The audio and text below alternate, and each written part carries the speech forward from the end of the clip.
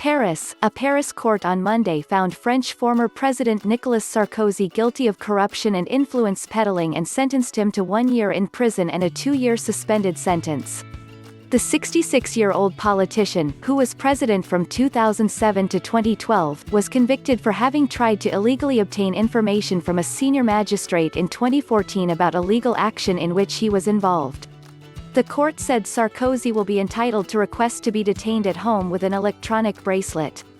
Sarkozy will face another trial later this month along with 13 other people on charges of illegal financing of his 2012 presidential campaign.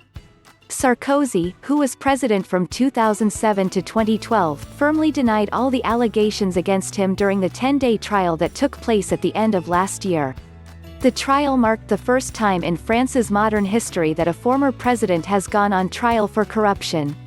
Sarkozy's predecessor, Jacques Chirac, was found guilty in 2011 of misuse of public money and given a 2-year suspended prison sentence for actions during his time as Paris mayor. Sarkozy's co-defendants, his lawyer and longtime friend Thierry Herzog, 65, and now retired magistrate Gilbert Azibert, 74, also deny wrongdoing. Prosecutors have requested 2 years of prison and a 2-year suspended sentence for all 3 defendants over what they said was a corruption pact. No pact has ever existed, Sarkozy told the court. Neither in my head, nor in reality. I want to be cleared of that infamy, he added. The trial focused on phone conversations that took place in February 2014. At the time, investigative judges had launched an inquiry into the financing of the 2007 presidential campaign. During the investigation, they incidentally discovered that Sarkozy and Herzog were communicating via secret mobile phones registered to the alias Paul Bismuth.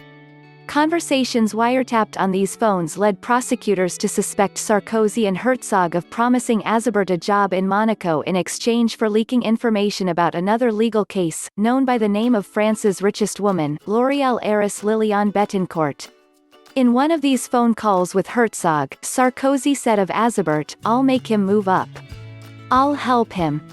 In another, Herzog reminded Sarkozy to say a word for Azibert during a trip to Monaco. Legal proceedings against Sarkozy have been dropped in the Bettencourt case.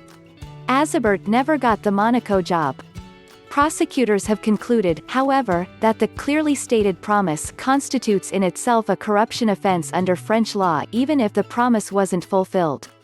Sarkozy vigorously denies any malicious intention. He told the court that his political life was all about giving people a little help. That all it is, a little help. I was 100 billion miles away from thinking we were doing something we did not have the right to do, he said. Sarkozy said he did not get confidential information from Azibert,